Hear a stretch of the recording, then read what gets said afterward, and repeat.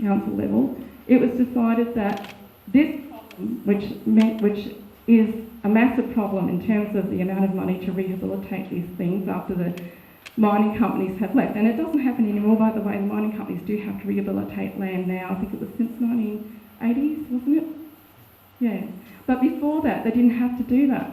So we're left with this legacy issue that's incredibly expensive. I think it's like something like $8.5 billion to try and repair it. And there's not enough insurance money from the companies anyway to cover the cost if it's wrong.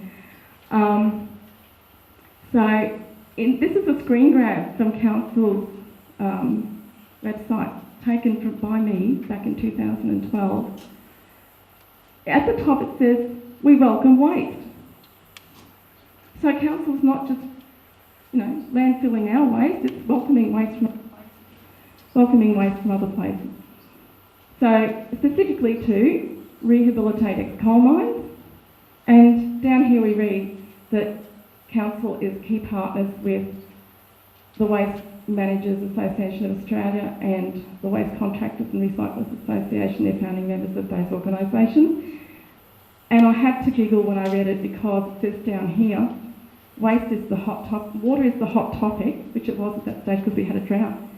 Waste is the sleeping giant. How prophetic. Okay, so we don't want a dump, we don't welcome waste. Ipswich is not the world's dump.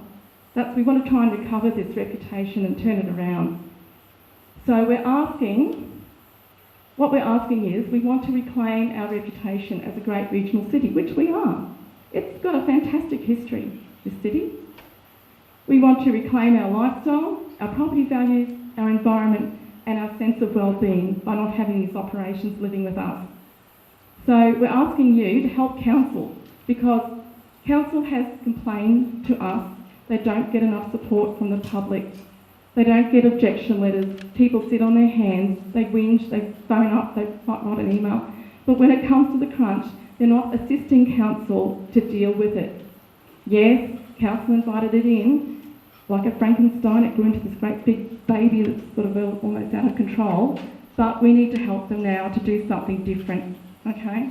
They're doing their best to try to turn it around, but that's why we're saying today to have your objection letters ready, okay? When it goes to public notification stage, IRATE will let you know through its Facebook page. We'll also put our submission up there so you can see what we're writing. It might help you to construct a letter of your own. But please do something. Now, yes, don't do nothing. So those are instructions for making a properly made objection to Council. Those instructions will go up on IRATE's Facebook page. And also it's on the back of the leaflet that you got as you came in through the door. So thank you very much for listening to me gabbling on. And we will go to the next item. Thank you.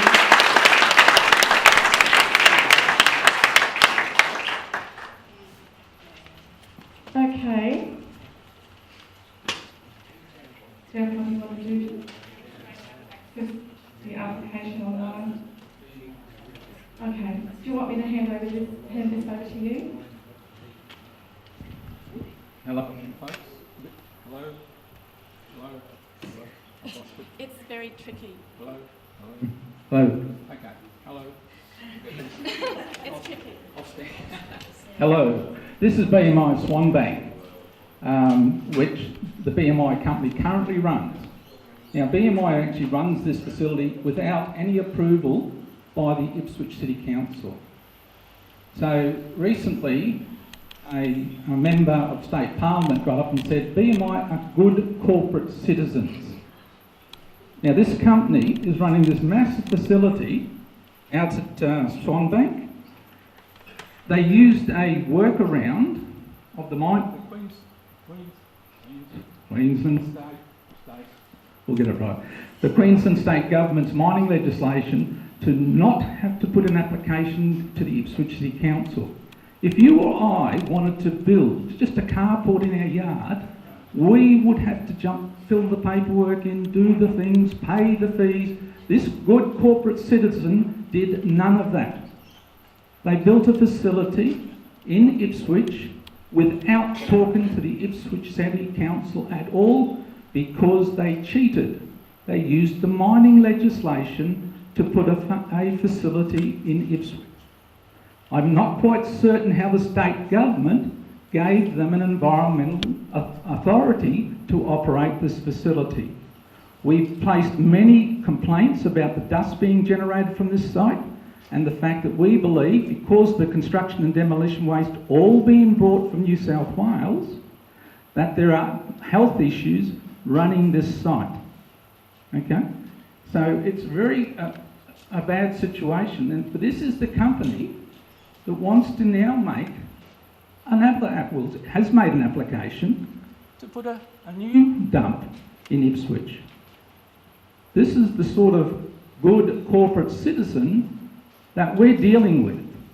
This is the good corporate citizen that, other than speaking to Joanne Miller, the MP who's here today, and Kerry Sylvia, local councillor, and irate, has not consulted anyone in the community. We've asked 3 times in writing to the consultants from BMI, and they have come back and not said anything, except they said that Challenge Employment was consulted.